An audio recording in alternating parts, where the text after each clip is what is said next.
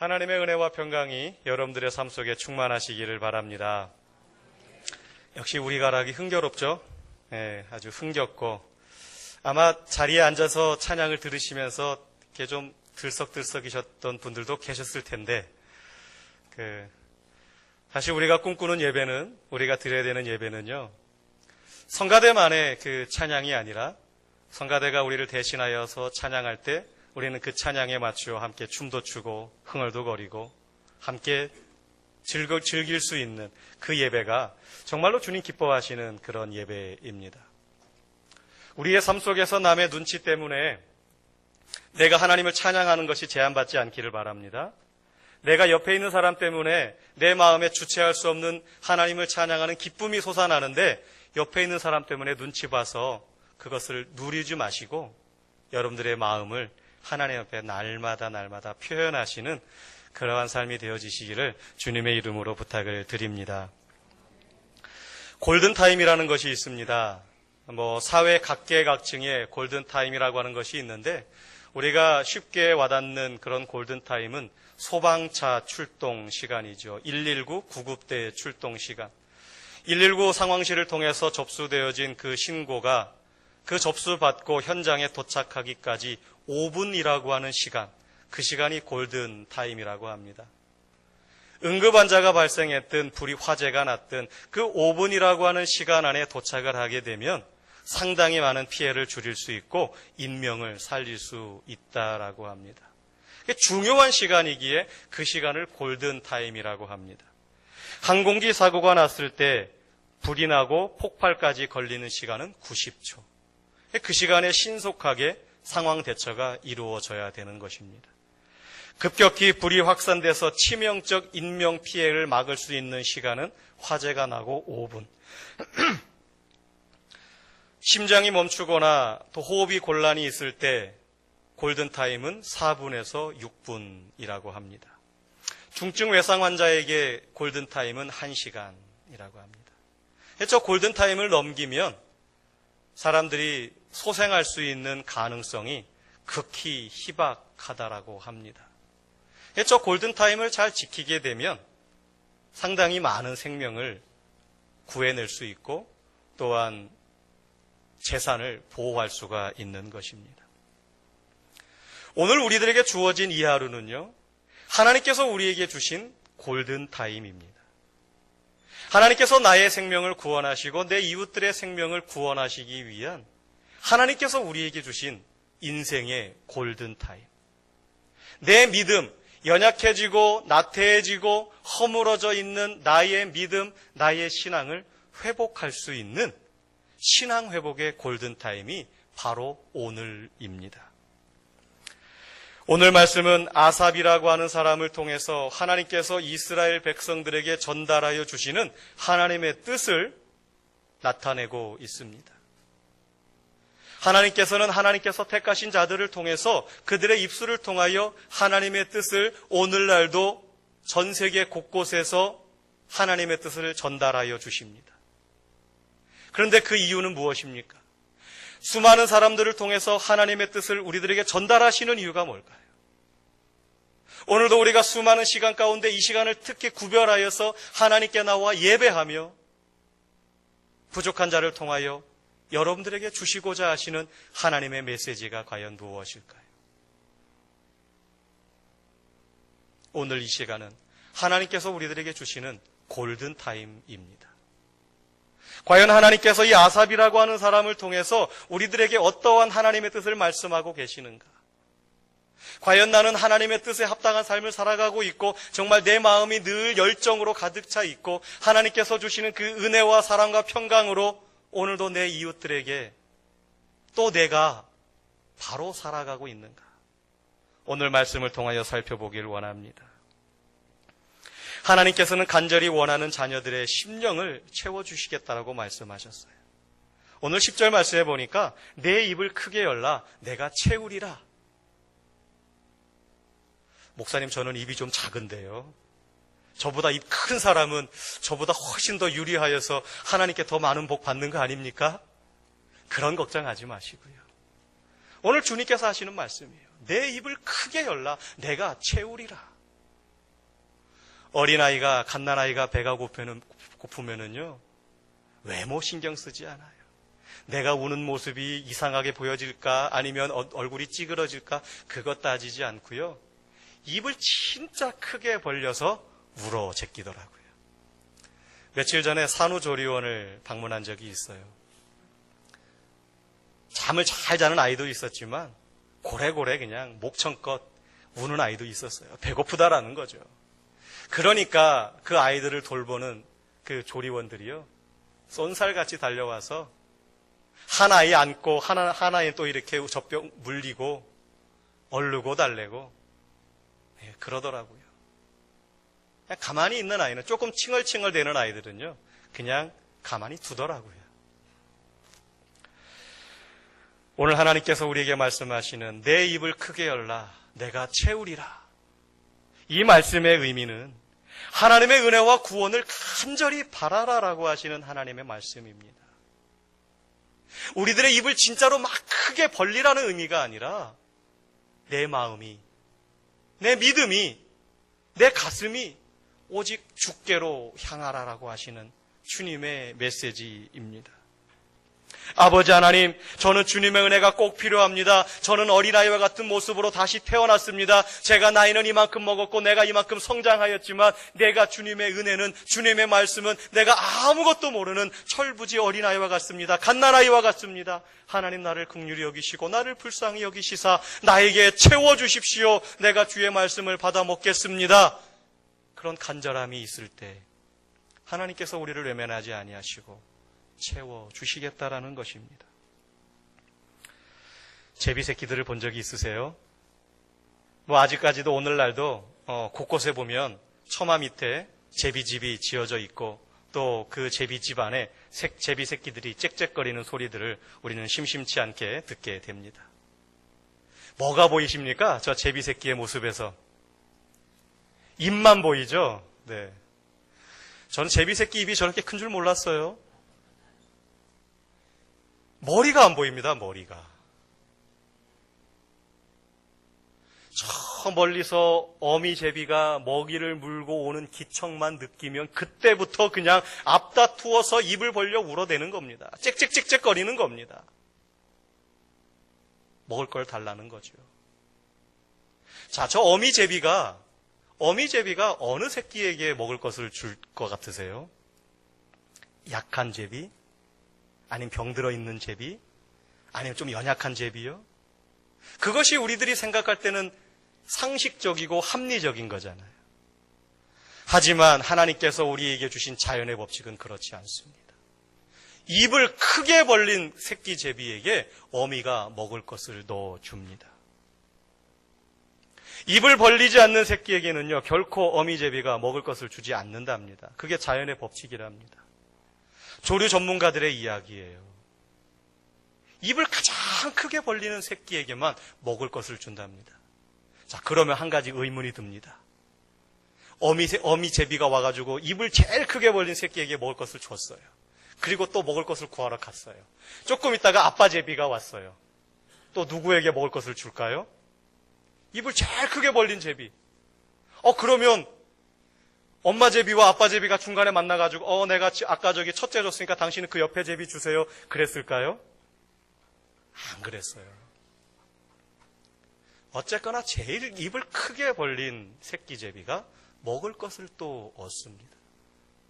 자, 그러면 아빠 제비가 먹을 것을 가지고 왔을 때 어떤 제비가 입을 가장 크게 벌릴까요? 배고픈 제비가 입을 제일 크게 벌리는 겁니다. 조금 전에 어미 제비를 통해서 먹을 것을 받은 새끼도요, 입을 벌린답니다. 짹짹거린대요. 그런데 조금 전과 같은 그런 간절함은 사라져버리고요, 그냥 짹짹짹거린답니다. 그러면 아빠 제비는 입을 제일 크게 벌린 제비에게 먹을 것을 넣어준답니다. 놀랍지 않습니까? 어미 제비나 아빠 제비는요, 먹을 것을 물고 와서 아가야 입 좀 벌려봐라, 좀 먹어라, 너 이렇게 연약해서 어떡할래, 이거 먹어야 돼, 사정하지 않는다라는 것입니다. 결코 사정하지 아니하고 너의 입을 크게 열어라, 내가 입을 채우리라. 하나님께서 우리에게 주신 자연의 법칙입니다. 모든 피조물들에게 주신 하나님의 자연 법칙입니다. 그 법칙을 따라 오늘도 우리는 하나님 앞에 내 입을 크게 열고 내 마음을 크게 열어서 하나님 앞에 나의 간절함을 오늘도 우리가 보이고 살아가야 되지 않겠습니까? 주님께서 말씀하십니다. 내 입을 크게 열라 내가 채우리라. 그런데요, 이스라엘 백성들은요, 하나님의 이 말씀을 듣고도요, 그 말씀을 따라가지 않았어요. 자기들이 하나님의 선택받은 백성이라고 하는 그런 의식만 있었지 백성다운 삶을 살지 않았습니다. 간절하게 하나님을 바라지도 않았고요, 말씀을 소중하게 들으려고도 안 했고, 그 들은 말씀을 지키려고도 안 했습니다. 그저 그냥 자기들은 하나님의 택하신 백성, 하나님이 우리 하나님, 그냥 그런 의식만 갖고 살아갔을 뿐입니다. 그러면서 자기 뜻대로 자기 고집대로 자기 주장만 펼치고 살아갔어요. 그러자 그 이스라엘 백성들의 그 모습을 성경은 뭐라고 기록하고 있냐? 그러므로 내가 그의 마음을 완악한 대로 버려두어 그의 임의대로 행하게 하였도다. 12절 말씀입니다. 그냥 완악한 모습 그대로 그냥 내버려 두시겠다라는 것입니다. 여기서 말하는 완악하다라고 하는 말의 뜻은요, 간절함도 없고 말씀을 듣지도 않고 고집이 세다라는 거예요. 어떻게 여러분들은 스스로를 판단해 보시건대 완악하십니까? 그렇지 않으십니까? 더 무서운 말씀은요, 완악한 대로 그냥 그대로 내버려 두시겠다라고 주님께서 말씀하고 계십니다. 사정사정하지 아니하고 그냥 완악한 모습 그대로, 고집센 모습 그대로 그냥 내버려 두시겠다라는 것입니다. 부모가 자녀를 단절된 상태로 그냥 외면해 버리는 것보다 더 심한 벌이 어디 있을까요? 그래, 네 고집대로 네가 하고 싶은 대로 해. 나는 더 이상 이제 너의 엄마도 아니고 너의 아빠도 아니야. 이제 너와 나는 아무것도 아니야. 갈라서. 그리고 외면하고 방치하는 것보다 더 심한 가혹한 벌이 어디 있겠습니까? 우리가 이런 심각한 비극을 당하지 않으려면 우리는 하나님 앞에 간절함이 있어야 됩니다. 오늘 하나님께서 택하신 그 이스라엘 백성들을 향하여 그냥 완악한 대로 내버려 두시겠다라고, 방치하시겠다고, 외면하시겠다고 그렇게 말씀하고 계세요. 그런데 우리가 그러한 비극의 주인공이 될 이유는 하나도 없지 않습니까? 하나님과 소통하면서 우리는 내 마음을 갈아엎고 나의 완악한 심령을 치료하지 않으면 안 됩니다. 오늘도 나의 딱딱한 마음을 갈아엎고 오늘도 나의 이 강팍한 내 마음을 갈아엎어서 부드러운 흙처럼 그런 마음으로 오늘도 내 마음을 변화시켜 줘야 됩니다. 이사야 40장 4절로 5절입니다. 골짜기마다 도두어지며 산마다 언덕마다 낮아지며 고르지 아니한 곳이 평탄하게 되며 험한 곳이 평지가 될 것이요 여호와의 영광이 나타나고 모든 육체가 그것을 함께 보리라. 이사야 선지자를 통한 하나님의 말씀입니다. 그런데 이 말씀이요, 예수님의 길을 예비하러 온 세례 요한을 통하여 회개를 촉구하는 그 세례 요한을 통하여 똑같이 선포되어진 말씀입니다. 예수님의 오실 길을 예비하는 세례 요한이 수많은 백성들에게 가장 먼저 외친 말씀이 뭐냐면, 너희들의 그 완악한 마음, 너희들의 그 강팍한 마음, 너희들의 그 단단한 마음을 갈아엎으라, 부드럽게 하라라는 것입니다. 하나님을 향하여 간절한 마음으로 서라라고 하는 것입니다. 그래야만 비로소 주님 오실 길을 닦을 수 있다라는 것입니다. 일본 도쿄에 가보신 분들 계시겠지만 일본 도쿄를 방문하는 관광객들마다 오다이바라고 하는 지역을 꼭 들려본다라고 합니다. 저는 아직 일본을 근처도 못 가봐서 그냥 글을 통해서만 들은 이야기입니다. 근데 글과 사진을 통해서 보니까요, 정말 일본 도쿄를 한번 간다 그러면 저 오다이바를 한번 방문해 보고 싶은 마음이 들 정도로 아름답더라고요. 레인보우 다리라고 하는 저 다리를 통해서 구시가지와 신시가지가 서로 연결이 됩니다. 우리나라에도 야경이 아름다운 도시가 많이 있지만 저 도쿄의 레인보우 다리가 야경이 그렇게 예쁘고 아름답다라고 합니다. 그리고 그 옆에 보게 되면은 구멍이 뻥뻥 뚫려 있는 저 건물은요, 후지 TV 방송국입니다. 건물도 참 특이하게 생겼죠. 네. 저 건물도 오다이바라고 하는 그 지역에 있다라고 합니다. 그리고 또 어떤 것이 있냐면 마치 뉴욕의 자유의 여신상을 보고 있는 것처럼 착각할 그런 자유의 여신상이 그 오다이바에 떡하니 자리를 잡고 있습니다. 아무런 사전 지식 없이 저 첫 번째 사진을 본다면 아, 여기가 뉴욕이구나, 그렇게 생각이 들 정도라고 합니다. 그리고 마지막 세 번째 사진은 비너스 포트라고 하는 첨단 복합 상가가 이렇게 조성이 되어져 있다고 합니다. 그래서 일본 도쿄를 방문하는 대부분의 관광객들은 대부분이 다 저곳을 방문하여서 구경하고 아름다움을 보고 간다라고 합니다. 그러면서 사람들이 묻는데요, 어떻게 이곳에 이런 것이 조성이 되었습니까? 이곳이 과거에는 어떠한 땅이었습니까? 라고 묻는답니다. 그것에 대한 대답은요, 쓰레기 매립지였습니다 라는 것이에요. 이 오다이바라고 하는 것이 그전까지는 냄새나고 사람들이 가기를 꺼려하는 쓰레기 매립장이었다라고 합니다. 버려진 땅이었고 쓰레기로 가득한 땅. 그런데 그 땅이 아름답게 탈바꿈 되어져서 많은 관광객들이 찾아오고 수많은 사람들이 여유로움을 갖고 힐링을 갖는 그러한 장소로 바뀌게 되었습니다. 우리나라에도 저런 경우가 있죠. 어른들은 아시겠지만 난지도라고 하는 말을 들어보셨을 것입니다. 서울에 가면 난지도라고 하는 곳이 있는데 지금은 그 이름 자체가 이제 사라져버렸죠. 아마 어린아이들에게 난지도라고 이야기하면 그것은 무슨 지도예요? 라고 물어볼지도 모르겠어요. 난지도가 어떤 곳입니까? 하루에 3,000여 대의 쓰레기차가 계속해서 들락날락거리며 서울의 쓰레기와 그 주변 일대의 쓰레기가 가득가득 쌓이는 곳이었습니다. 냄새가 심하고 사람들은 가까이 가려고도 하지 않는 그런 곳이었습니다. 그런데 그곳이요, 탈바꿈하기 시작을 했습니다. 사람들이 흙으로 메우고 가꾸고 솟아나온 부분을 깎아내고 패인 부분을 채워넣고 그곳에 꽃을 심고 나무를 심고 그래가지고 눈에 보시는 것처럼 아름다운 억새들이 자라는 곳, 철마다 때마다 예쁜 꽃들이 활짝활짝 피는, 그래서 수많은 사람들이 쉬러 오는 그런 공간으로, 생태의 공원으로 바뀌게 되었다라는 것입니다. 더더군다나 저 난지도 쓰레기 매립장이요, 또 하나 이름을 얻었는데 그 옆부분에 월드컵 경기장이 있어요. 그러다 보니까 그곳을 월드컵 공원이다라는 이름으로 그렇게 지금은 불려지고 있습니다. 정성껏 메우고 돋우면 견고한 터가 됩니다. 쓰레기 매립장이었어도 그것을 견고하게 돋우고 메우고 채우고 다듬어가면 견고한 터가 되어서 그곳에서 새로운 생명이 자라나게 되고 수많은 사람들이 그곳에 와서 평안과 쉼과 안식을 얻어가는 장소로 바뀌어져 가게 됩니다. 사랑하는 성도 여러분, 우리의 거칠어진 심령도 다시 메우고 돋우어야 되겠습니다.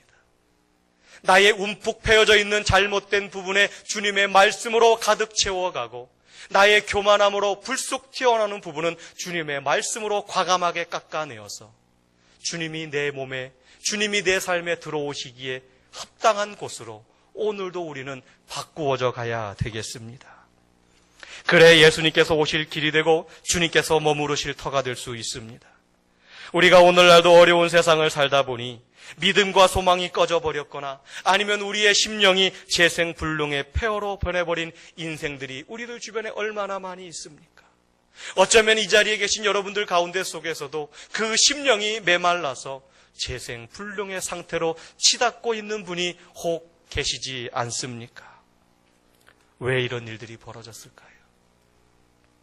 갑자기 건강이 나빠졌다거나 아니면 내가 계획한 대로 일이 풀리지 않거나 아니면 내가 함께 예배하는, 함께 신앙생활하는 성도들에게서 실망했거나 아니면 내가 지금까지 교회에 오래도록 다니면서 교회 생활이 내가 타성에 젖어 있어서 그렇게 되지는 않았습니까? 그 어느 것이든 우리의 신앙에 손상을 주고 우리의 심령을 황폐하게 만들어 버립니다. 그러다 보니 삶의 열정도 사라지고 사랑도 메말라져서 좀처럼 믿음을 회복하기 어려운 지경에 빠지게 됩니다. 이런 상태를 오래 방치하면 안 됩니다. 오래 방치하면 방치할수록 내 영혼에서 냄새가 나는데 썩은 냄새가 날 수밖에 없습니다. 내 마음은 더 단단해져서 그 어떤 씨앗이 뿌려져도 결코 뿌리 내리지 못하게 됩니다. 이스라엘 백성들이 그렇게 되었어요. 하나님께서 그들에게 말씀하십니다. 내 백성아, 내 말을 들으라. 이스라엘아, 내 도를 따르라. 내 입을 크게 열라 내가 채우리라 말씀하신 주님께서 하나님의 말씀을 거절하고 자기들의 갈 길로 고집부리며 갔던 그 백성들에게 회개하고 돌아와야 될 자들이 이스라엘 백성들인데 먼저 사랑의 손길을 내미시는 분은 여전히 하나님이십니다. 내버려 두셨다가도 하나님의 그 본심은, 하나님의 본 마음은 이스라엘 백성들이 주께로 돌아오기 원하시는 것이었습니다. 그러면서 하시는 말씀이 그리하면 내가 속히 그들의 원수를 누르고 내 손을 돌려 그들의 대적들을 치리라 말씀하고 계십니다. 너희가 내게로 돌아오면 내가 너희들의 사랑을 회복시켜주고 너희를 대신하여 너희를 괴롭히는 그 모든 것들을 내가 다 물리쳐 주리라. 주님의 말씀이십니다. 하나님께서는 이스라엘 백성들을 다시금 타이르고 계십니다. 우리들에게 주신 자연의 법칙은 내 입을 크게 열라 내가 채우리라이지만 그러면서도 주님의 마음은 우리를 다시금 어루고 달래시면서 주께로 돌아올 것을 말씀하고 계십니다. 요한계시록 3장 20절 말씀에 볼지어다 내가 문 밖에 서서 두드리노니 누구든지 내 음성을 듣고 문을 열면 내가 그에게로 들어가 그와 더불어 먹고 그는 나와 더불어 먹으리라 말씀하고 계십니다. 오늘도 주님은 우리들 밖에서 우리들의 마음의 문을 두드리고 계십니다. 예수님은 오늘도 우리의 마음에 강제적으로 들어오시지 않습니다. 우리의 마음 밖에서 우리의 마음의 문을 노크하고 계십니다. 우리의 마음에 말씀하고 계십니다. 이제 우리의 역할입니다. 내 마음을 열어서 주님을 받아들여야 됩니다. 문을 여는 것은 우리의 마음을 주님께 드리는 것이고 내 입을 열어 간절히 은혜를 구한다라고 하는 뜻이 그 안에 들어있는 것입니다. 오늘날 사단 마귀는 우는 사자와 같이 우리들 주변에서 우리를 잡아삼키려고 오늘도 으르렁거리고 있습니다. 베드로 사도가 말하고 있습니다. 근신하라 깨어라 너희 대적 마귀가 우는 사자같이 두루다니며 삼킬 자를 찾나니 너희는 믿음을 굳건하게 하여 그를 대적하라 말씀하고 있습니다. 사랑하는 성도 여러분, 우리들이 살아가는 이 세상은요 결코 만만한 세상이 아닙니다. 마귀는 호시탐탐 우리의 믿음을 노리고 있습니다. 그러나 결코 두려워하지 마십시오. 그 수많은 마귀들이 내 주변을 어슬렁거리며 나의 믿음을 빼앗아가려고 할지라도 우리를 두려움에서 지켜주시고 하나님의 나라로 이끌어주실 예수님께서 오늘도 나의 마음의 문을 두드리고 계십니다. 그 주님을 내가 영접하면 마귀쯤은 아무렇지도 않습니다. 아니, 마귀는 주님과 동행하는 사람들을 오히려 무서워하게 됩니다. 우리의 마음이, 내 마음이 주님을 향하여 열려 있고 주님께서 피로 값주고 세우신 교회로 향하여 열려 있어야 되겠습니다. 목자이신 예수님을 내 마음에 모셔드리고 그 안에서 평안한 양무리가 되어서 오늘도 우리는 주님의 도를 따라가는 자녀들이 되어야 됩니다. 야곱의 하나님을 향하여 즐거이 소리치는 백성과 내 입을 크게 열면 내가 채우리라고 응답하시는 하나님의 모습 사이에는 아무런 문제가 없습니다. 정말 아름다운 관계입니다. 그러나 갑작스런 이스라엘의 배반으로 그 사이에 커다란 갈등이 찾아오고 말았습니다. 백성이 하나님의 소리를 듣지 않을 뿐만 아니라 하나님을 원하지도 않게 되었습니다.